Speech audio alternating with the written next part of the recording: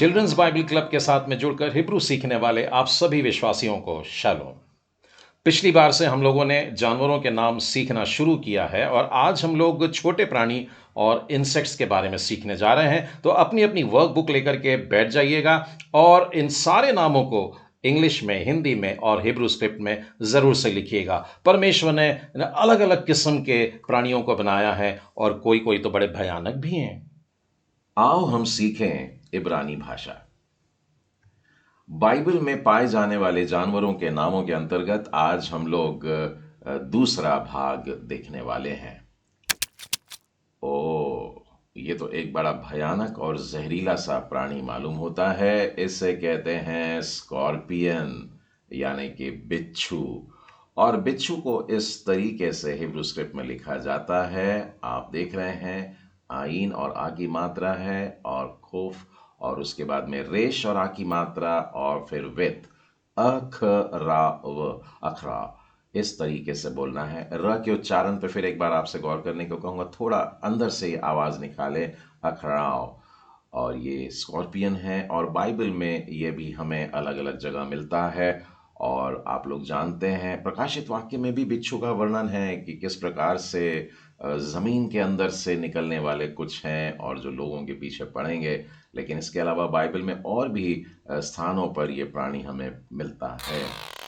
ओह, बहुत से लोग इस चीज़ से चिढ़ जाते हैं, डर जाते हैं, घबरा जाते हैं। वॉल लिजर्ड, और ये जो लिजर्ड है इसे छिपकली कहा जाता है। और छिपकली के लिए देखिए तो, हाँ, लामेद है और उसके बाद में ता और आ की मात्रा, और फिर आलेफ में आ की मात्रा, और हे लटाह, लटाह, इस तरीके से है, लटाह। और बाइबल में हमें और भी जगह मिलती हैं, पर मुझे वो शब्द याद आता है जो नीति वचन में लिखा है कि ये हाथों से तो पकड़ी जाती है परंतु फिर भी पैलेस में रहती है, राजाओं के महलों में पाई जाती है।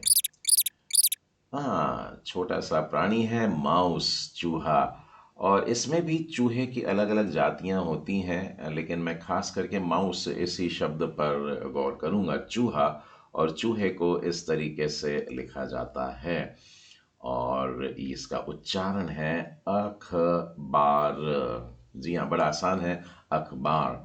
और ये चूहे के लिए इस्तेमाल किया जाता है। बाइबल में भी हमें चूहे नज़र आते हैं। ये भी एक अशुद्ध प्राणियों में से हैं, खाना नहीं है। और तो ये हमें एक और स्थान पर मिलता है जब पलिश्तियों ने सोने के चूहे बना करके दिए थे। यदि आपने वो घटना नहीं पढ़ी है तो बाइबल में से ढूंढ के निकालिएगा और ज़रूर से पढ़िएगा। मैंने 2 रेफरेंसेस भी दिए हैं।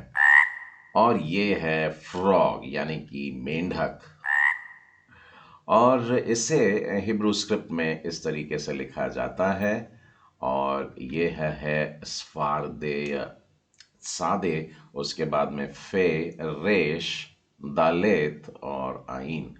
तो स्फारदेया थोड़ा सा बड़ा सा शब्द है और बाइबल में ये मिलते हैं। वो घटना याद होगी आप लोगों को जब फिरौन ने इजराइलियों को जाने से मना कर दिया और उनके घरों में, उनके उनके रसोई घर में और उनके बेडरूम में तक मेढकों की भरमार हो गई थी।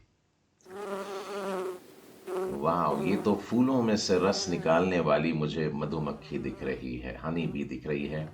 तो बी है, ये मधुमक्खी है और इसको इस तरीके से लिखा जाता है। आप ये भी देख रहे होंगे कि अंग्रेजी और हिंदी के अक्षर बाएं से दाएं आ रहे हैं, और मुझे बताने की ज़रूरत नहीं है कि हिब्रू में लिखे गए अक्षर दाहिनी तरफ से शुरू होकर बाएं तरफ क्यों जा रहे हैं।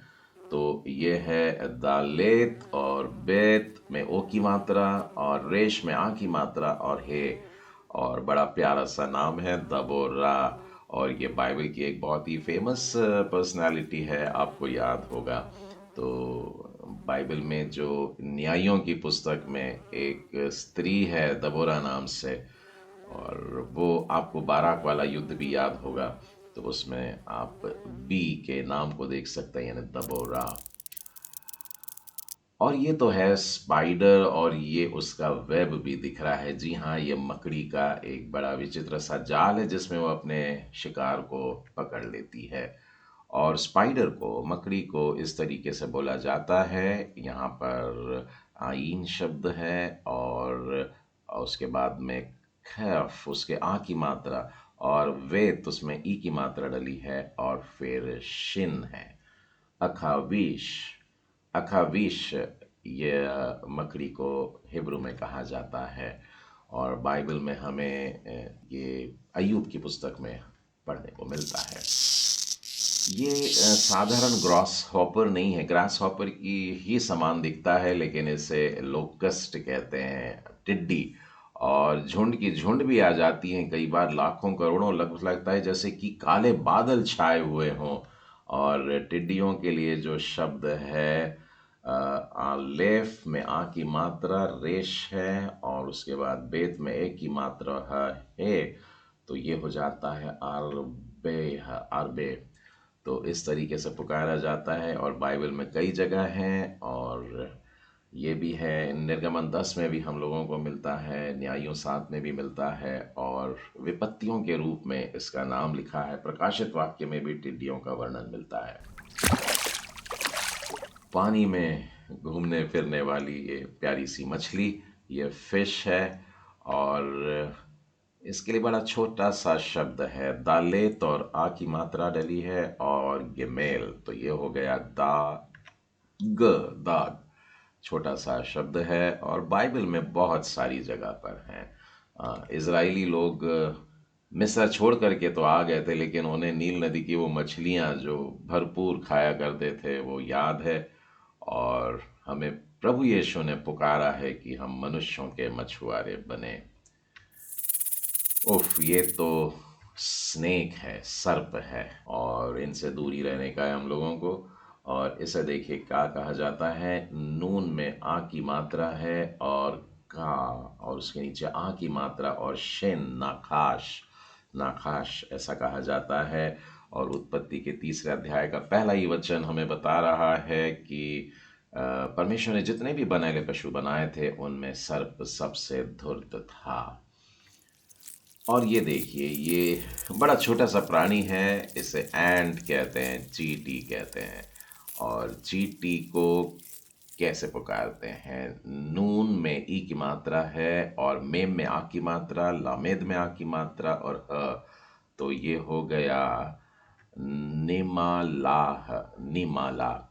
और इस प्रकार से पुकारते हैं, और बाइबल में बहुत सारी जगह पर पाई जाती है चींटियाँ, और परमेश्वर हमसे चींटियों से भी कुछ सीखने के लिए कहते हैं। परमेश्वर ने छोटे छोटे प्राणियों को भी बनाया है, चींटियों तक को बनाया है। बाइबल हमसे कहती है, अरे आलसी, चींटियों के पास में जा और उसके कार्यों पर तू गौर कर, तब तू बुद्धिमान बनेगा।